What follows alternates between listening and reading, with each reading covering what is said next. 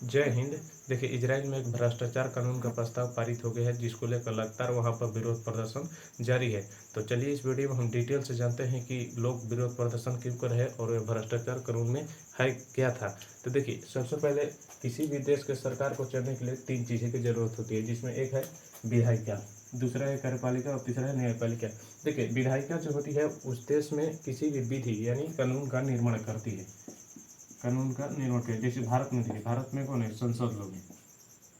भारत में संसद लोग हैं, ये विधायिका का अंतर आ देंगे। देखिए, कोई भी कानून माना ना हो तो ये विधायिका बनेंगे, लेकिन ये कानून तो बन गए, लेकिन इसे मतलब कि इसे लागू कौन करेगा, इसका देख रेख कौन करेगा? तो इसका देख रेख के कार्यपालिका आता है। देखिए, कानून का जो ये कानून बन गया है, कानून का देख रेख के लिए और उसे लागू करने की जिम्मेवारी इसे कार्यपालिका को होती है। कार्यपालिका में जितने अधिकारी लोग हैं, चाहे IAS हो, चाहे IPS हो, चाहे दरोगा हो, ये सब कार्यपालिका के अंग है।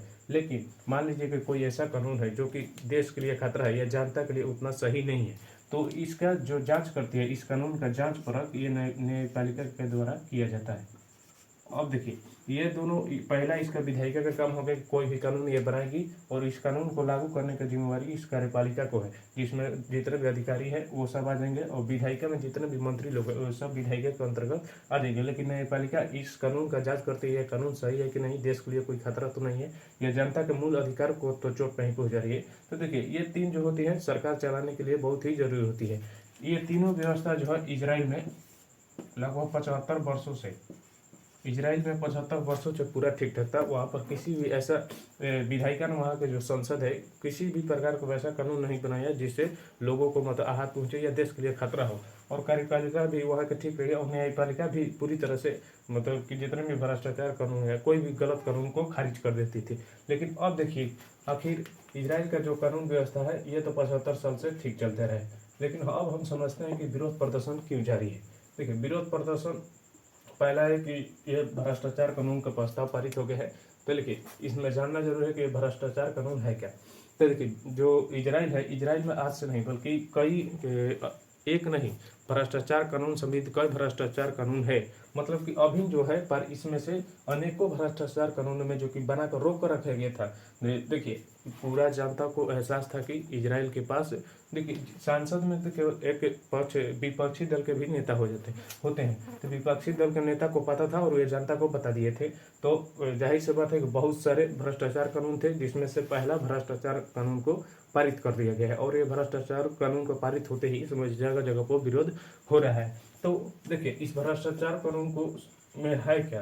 देखिए, इस भ्रष्टाचार कानून को सबसे पहले इस भ्रष्टाचार कानून में कहा गया कि स्वास्थ्य और मानसिक स्थिति के आधार पर, देखिए, वहाँ के जो प्रधानमंत्री है PM, इजराइल का जो प्रधानमंत्री है PM, इनको कहा गया कि प्रधानमंत्री योग्य है या नहीं है, इसकी जांच के लिए मतलब कि इनको ये योग्य है या नहीं है, इसके दो आधार है। पहला, वो उनका स्वास्थ्य सही नहीं हो, दूसरा उसका मानसिक स्थिति सही नहीं हो।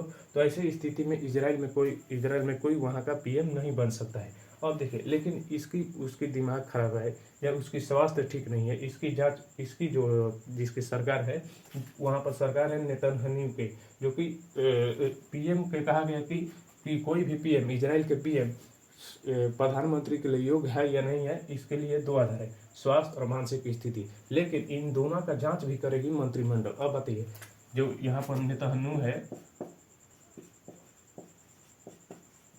मान लीजिए कि इनको किसी भी प्रकार की बीमारी है या इनको किसी भी मानसिक रोग है, इसकी जांच कौन करेगी? इनके ही खुद के मंत्रिमंडल।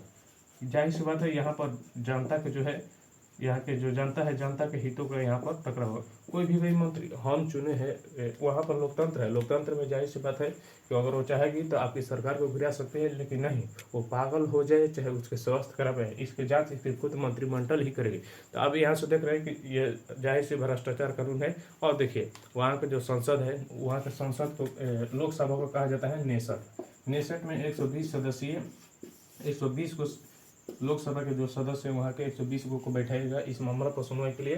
और बीच में कहा कि नहीं नहीं, हमारी जो सरकार है ये बिल्कुल अयोग्य नहीं है बल्कि योग्य है। योग करने के लिए देखिए 120 सदस्यीय नेसेट, वहाँ को लोकसभा को नेसेट कहा जाता है, वहाँ पर बैठक हुई और पूरी तरह से ये जो नेतन्याहू था इनको योग्य करार दिया गया, मतलब कि इनकी कोई भी मानसिक स्थिति या स्वास्थ्य खराब हो इसका निर्णय हम करेगी न कि जनता करेगी।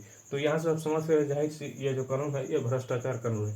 तो हम समझते हैं कि इस जो भ्रष्टाचार कानून है इसको विरोध में अब तक क्या क्या हुआ है।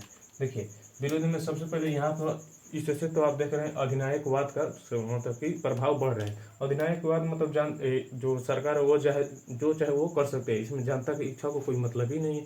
जनता क्या कर रही है कि उनको क्या हो रहा है इससे उस सरकार की कोई मतलब नहीं, अपने वो मनमानी कर रही है। तो यहाँ से ये जो भ्रष्टाचार कानून का प्रस्ताव पारित हो, यहाँ से साफ लग रहा है कि इससे अधिनायकवाद की मतलब कि बढ़ावा मिल रहा है। अब देखिए दूसरा, इससे जो देश है वो पूरे दो भागों में विभाजित हो गया। पहला जो इजराइल एक लोकतंत्र था जिससे 75 वर्षों से वहाँ पर लोकतंत्र चलती आ रही थी और जनता के हितों की रक्षा हो रही थी। तो एक तो उनके हितों का रक्षा जो है उसको जनता का जो हित है, जनता की जो भलाई है वो उनको समझिए, उनको ये चोट उन पर लगा हित इनके जो भी अधिकार उनको अधिकारों को खंडन किया गया है, जिससे इस पे ये जो कानून है इस प्रस्ताव को भ्रष्टाचार कानून के प्रस्ताव के द्वारा। और दूसरा देखिए इसमें जो न्यायपालिका है, ये देखिए न्यायपालिका का काम है जांच। अब जाहिर सी बात है ये जो प्रस्ताव है स्वास्थ्य और मानसिक स्थिति पर किसी भी पीएम के जांच करना, तो ये जाहिर सी बात है ये गलत है, लेकिन न्यायपालिका भी इस पर कोई एक्शन नहीं ले रही है। न्यायपालिका बहुत उदार बन रही है। तो एक न्यायपालिका के उदार प्रवृत्ति के कारण वहाँ की जनता खामोश है और उधर जो इनके हितों का जो हनन हुआ है इससे भी जनता वहाँ पर खामोश है। तो इससे आप समझिए कि दो भागों में देश जो है दो धड़ों में विभाजित हो गए। एक न्यायपालिका के ऊपर सवाल कर रही है, एक इजराइल के लोकतंत्र के ऊपर सवाल कर रही है। और देखिए इसके विरोध पे बंदरगाह पर जो इजराइल का बंदरगाह है, जैसे इजराइल जो है समुद्र तटीय देश है, तो वहाँ के जो बंदरगाह है बंदरगाह पर पहिए जलाकर वहाँ पर विरोध किया गया। और देखिए बहुत सारे लोग हैं इजराइल का विशाल झंडा, जो कि पहले का जो इजराइल था बहुत ही मजबूत था, और आज भी इजराइल आप देखिए पूरा दुनिया में समझिए छोटा है लेकिन सबसे ऊंचे टॉप पर रहता है। तो वहाँ का झंडा लेकर, विशाल झंडा लेकर लोग प्रदर्शन कर रहे थे, और इस प्रदर्शन के तरफ पे 3 थे जो कि विरोध कर रहे थे। 3 उनमें से आयोजक थे। 3 आयोजकों को भी वहाँ के सरकार ने गिरफ्तार कर ली है। और इतना प्रसवाल है, जब इन तीनों को गिरफ्तार किया गया तो वहाँ के जो है राजमार्ग को पूरी तरह से बाधित कर दिया। पुलिस ने समझिए पानी का छिड़काव किया, जगह जगह से जितने विरोधी उनको गिरफ्तार कर रही है। और ये जो जनता लोग है राजमार्ग हो चाहे बंदरगाह हो चाहे झंडा लेकर अपना अधिकार को मांग रहे हैं, लेकिन नहीं, यहाँ की जो सरकार है वो उनकी समझिए अब मनमानी चल रही है, अधिनायकवाद के बढ़ावा मिल रहा है, यहाँ पर ये रुक नहीं रहे। तो आप ये समझ गए होंगे इजराइल में जो भ्रष्टाचार कानून का प्रस्ताव पारित हुआ था। चलिए अब ये वीडियो यहीं पर समाप्त होता है। जय हिंद।